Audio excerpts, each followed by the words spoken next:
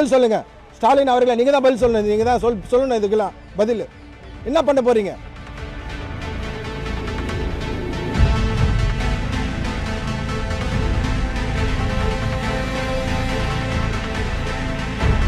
இந்த பெற்றோர்களின் சாபமும் கண்ணீரும் உங்கள் காதுகளுக்கு கேட்கவில்லையா ஸ்டாலின் அவர்களே? டெக்னிக்கல் கிளிட்ஸ் என்ற ஒற்றை வார்த்தையில் பல ஆண்டு காலம் இரவு பகலாக உணவு உறக்கம் இன்றி அரசு வேலையே கனவு என்றிருந்த பல்லாயிரம் இளைஞர்களின் இதயத்தில் இப்படி பெரும் பாறாங்கல்லை தூக்கி போட்டு விட்டீர்களே.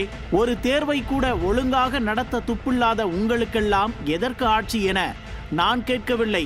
கனவு சிதைந்து விட்டதே என கண்ணீர் விடும் தன் மகளை கண்டு கோபத்தில் கொதித்திருக்கிறார் ஒரு தந்தை. ஒரு எக்ஸாம் படிக்கிற குழந்தைகளுக்கு ஒரு 18,500 பேர் தான் இதை ஒரு ஆர்கனைஸ் பண்ண முடியல. எதுக்கு கவர்மெண்ட் வச்சு நடத்துறீங்க நீங்க? இதோட எல்லாம் சாவணுமா? குழந்தைங்க எல்லாம் சாவணுமா? நீங்க நல்லா இருக்கணுமா இந்த உலகத்துல? என்னை அப்பா என அழையுங்கள் என வெட்கமே இல்லாமல் ஒரு விளம்பரத்தை செய்தீர்களே. உங்கள் ஆட்சியில் கையாளாகாத தனத்தால் இங்கு பல ஆயிரம் பேரின் அப்பாக்கள் கொந்தளிக்கிறார்கள். அவர்களுக்கு என்ன பதில் சொல்ல போகிறீர்கள் ஸ்டாலின்? ஒரு தேர்வை கூட ஒழுங்காக நடத்த வக்கற்ற ஒரு ஆட்சியை நடத்தி கொண்டு திராவிட மாடல் ஆட்சி, சூப்பர் ஸ்டார் ஆட்சி, நம்பர் 1 ஆட்சி என பேச உங்களுக்கு வெட்கமே இல்லையா என கேட்கிறார்கள்.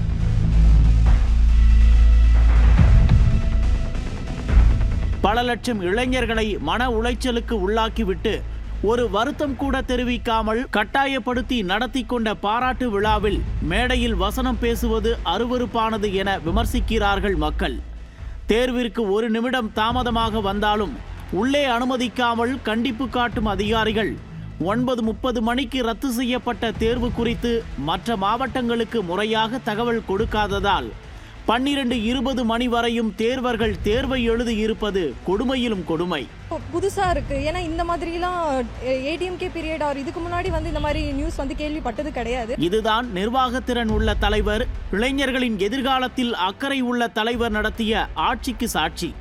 நீங்கள் சொல்லும் தொழில்நுட்ப கோளாறு என்ற பொய்யை மக்கள் நம்புவார்கள் என நினைக்கிறீர்களா?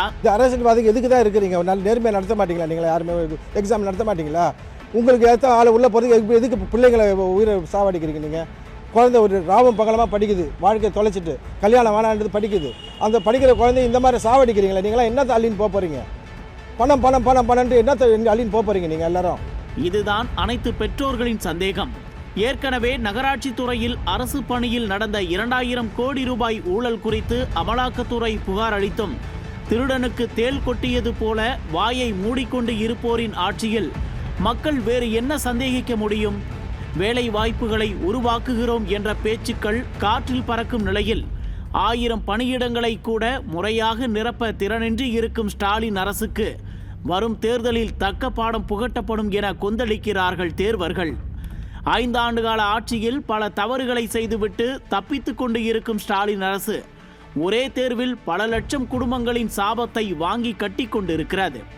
வரும் தேர்தல் திராவிட மாடல் அரசுக்கு 2.0 இருக்காது, வெறும் 0 இருக்கும் என்கிறார்கள்.